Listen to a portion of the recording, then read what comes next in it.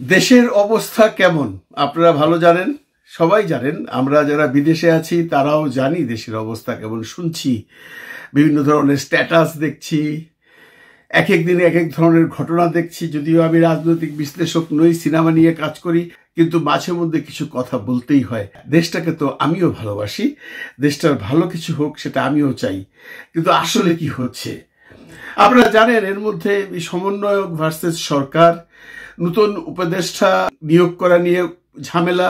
সমন্বয়করা তাদের যে ফেসবুক প্রোফাইল সেটা লাল করে দিয়েছেন, তারা অসন্তুষ্ট।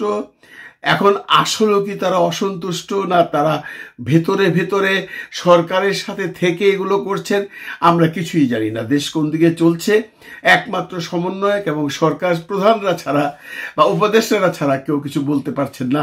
সাধারণ মানুষ যারা আছেন তারা আছেন বিপাকে, তারা কিছুই ঠাউর করতে পারছেন না। বিভিন্ন ধরনের সমস্যা নিয়ে দেশ যখন জর্জরিত, তখন যে যার মতে তার বয়ান দিচ্ছেন, যে যার মতে বলছেন এই হচ্ছে ওই হচ্ছে। এবং বিভিন্ন যারা টক শোতে কথা বলেন, যারা রাজনৈতিক বিশ্লেষক, তারা তাদের নিজস্ব মতবাদগুলো আমাদের কাছে পরিবেশন করছেন। আমরা কারোরটা গ্রহণ করছি, কারোরটা গ্রহণ করছি না।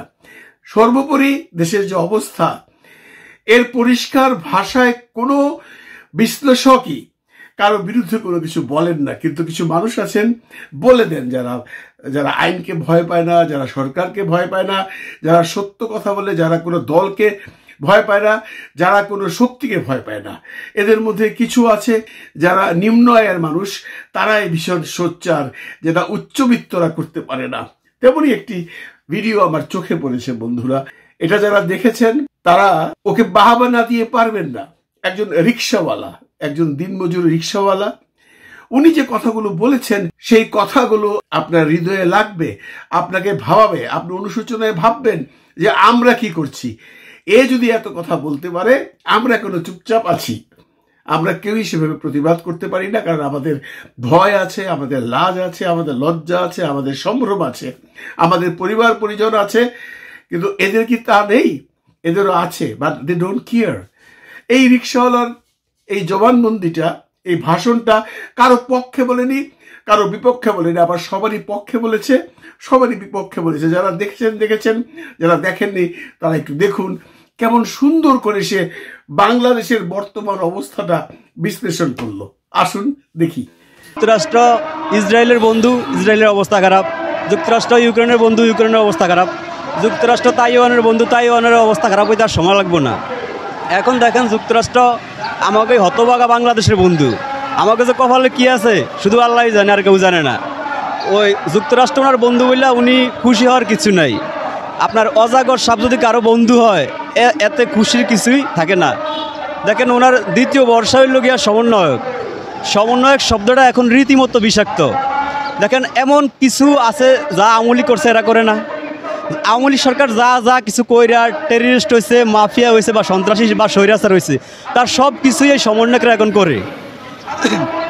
ওরা মনে চাইলেই তো কেউরে টিসি দেয়, কেউরে বদলি করে, কেউরে আলটিমেটাম দেয়। আপনার ওই পুলিশটা এদের কাছে এরকম মাফ চাওয়া লাগে। এরা সেনাবাহিনীর সাথে বিভিন্ন সময় তর্কে জড়ায়।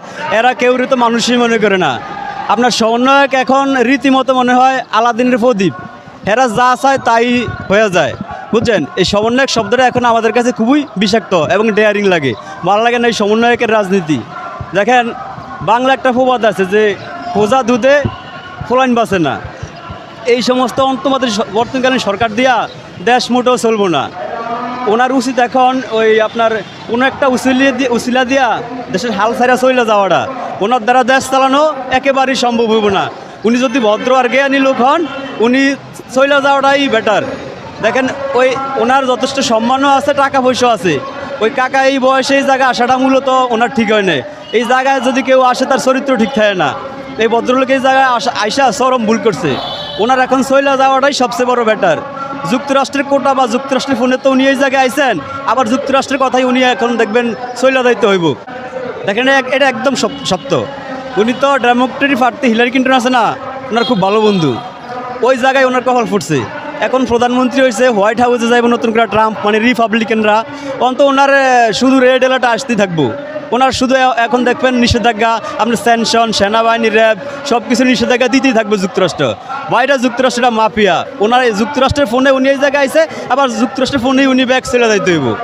এই জন্য ভদ্রলোক যদি বোঝে যে যাইতে হইব, তাহলে কোনো একটা উসিলা দিয়ে উনি কিন্তু ওনার চলে যাওয়া উচিত, কারণ ওনার যাইতেই হইব। দেখেন এই যে সমন্বয়কের কথাটা আমি আবার বলি, সমন্বয়ক আপনার যদি আপনি রাজনীতি বোঝেন বা যদি আপনার জ্ঞান থাকে, তাহলে আপনি বিশ্বাস করতে হইব যে বাংলাদেশে আওয়ামী লীগও বড় দল, বিএনপিও বড় দল, কিন্তু এই সমন্বয়ক আছে কোনো দলই দল না, সব এরা, মানে এরা পুরো বাংলাদেশটা লিড দিব। এরা বাংলাদেশের মা বাপ যা বলেন সবই এই সমন্বয়করা। আপনি দেখেন আমাদের গাড়িতে মাঝে মাঝে সমন্বয়ক বলতে ছাত্ররা ওঠে না, এগুলো জিগেলে বলে কি যে আমরা দেশটা আওয়ামী লীগের জন্য শাসন মানে যুদ্ধ করি নাই, বিএনপির জন্য যুদ্ধ করি নাই, জামাতের জন্য যুদ্ধ করি নাই, তাহলে আপনারা যুদ্ধ করছেন কার লেগিয়া? দেশটাকে আপনি চালাবেন? আরে ভাই আপনারা জ্ঞানী বিশ্ববিদ্যালয়ে পড়ালেখা করেন, এটা সত্য। তো যদি আপনি জ্ঞানী হন, তাহলে আপনি ওই নাসার সায়েন্টিস্ট হন, ভালো কথা, আপনি বড় প্রকৌশলী হন, বড় ইঞ্জিনিয়ার হন, এই জায়গায় আপনার কি? যে বিষয় আপনি বোঝেন ওই বিষয়টা আপনার মাথা ঘামানোর দরকার না, এটা রাষ্ট্রীয় ব্যাপার। আপনি দেশের ঠিক আছে মুক্ত করছেন, এখন যারা দেশ চালাইতে পারে, দেশ চালাইতে সক্ষম, তারা দেশ চালাইবে। আপনার এই জায়গায় কি? আপনার চেয়ে জ্ঞানী লোক নাই এই দেশে? আপনি কি সবার বাপ মা? আপনি আওয়ামী লীগ নিষেধাজ্ঞা দিচ্ছেন, জাতীয় পার্টি নিষেধাজ্ঞা দেন, কয়েকদিন পরে দেখবেন নির্বাচনের জন্য বেশি যখন বিএনপি বাড়াবাড়ি করবো, ওরা বিএনপিরও নিষেধাজ্ঞা দিব। এখন সব দল নিষেধাজ্ঞা দিয়ে আপনি কি নিজে দেশ চালাইবেন? আরে ভাই আপনি তো মাছের রাঙ্গা, আপনি খাইবেন ছোটো ছোটো ফুটি মাছ, আপনি তো বোয়াল মাছ কোরাল মাছ লে ভালাভালি করে লাভ হইব না। এই হচ্ছে আমাকে সমন্বয়কের বর্তমান অবস্থা। দেখেন এই সমন্বয়করা এমন একটা সময় হইব, ভারতের কিছু না তো ভারতে যা ওনার জায়গা পাইছে, এই সমন্বয়করা ওই জায়গাও পাইব না। আপনার কারণ তো একদমই সহজ, আওয়ামী লীগ কিছু মাফিয়াগিরি করছে না এই দেশে। ধরেন পার্সোনালি ধরেন আমি আওয়ামী লীগ করি, কথার কথা আমি আওয়ামী লীগ করি, কিন্তু একদম সত্য কথা যে আওয়ামী লীগও কিছু বাড়াবাড়ি করছে, যেমন আপনার বিদেশ বাড়ি করছে, বিদেশে টাকা লুট করছে, এটা একদম সত্য, এটি মানতে হইব আমি যদি আওয়ামী লীগ করি। এখন যা করছে বা বিভিন্ন জায়গায় অকারেন্স করছে, কাউরে মনে চাইলে বিচার বিভাগ তাদের আওতায় আসিল, মনে চাইলে যেমন কিছু লোক বাইরে আন্দোলন করতো, আর এরা কিছু নেতা আসিল, এরা সাইন দিত, ওকে যেত। একদম ঠিক তেমনই ছাত্ররা আন্দোলন করে, আর রাষ্ট্রীয় যারা বড় বড় দায়িত্বে আছে তারা শুধু সাইন দেয়, মানে ওই আওয়ামী লীগের মতোই। দেখেন আপনি একজন বেনামাজি অন্য একজন বেনামাজির কোনোদিনও নামাজি বানাইতে পারে না, আগে নিজে বালা অন্ত পরে আরেকজনের নামাজি বানাইতে যান। আওয়ামী লীগ মাফিয়া, আপনারা কি? আপনারা তো মাফিয়া, আপনারা তো আওয়ামী লীগের খেলাতো ভাই। তো এই আপনি আওয়ামী লীগ যদি টেরিস্ট, আপনারা তো টেরিস্ট, আপনারা তো মাফিয়া, আপনারা তো স্বৈরাচারী। এমন কি আছে আওয়ামী লীগ করছে যেটা আপনারা করেন নাই? সবই তো করেন আপনারা। এই আওয়ামী লীগ তো নিষেধাজ্ঞা দেয়, তাই বলছে তো নিষেধাজ্ঞা দিব কিন্তু দেয়নি। কিন্তু আপনারা তার চেয়ে উদ্যোগ, আপনারা তো নিষেধাজ্ঞা দিয়েই দিচ্ছেন, আওয়ামী লীগের দিচ্ছেন, জাতীয় পার্টির দিচ্ছেন, বিএনপি সামনে বাড়াবাড়ি করবো, নির্বাচনের জন্য অবশ্যই বাড়াবাড়ি করবো, বিএনপি একটা রাজনৈতিকভাবে বড় দল।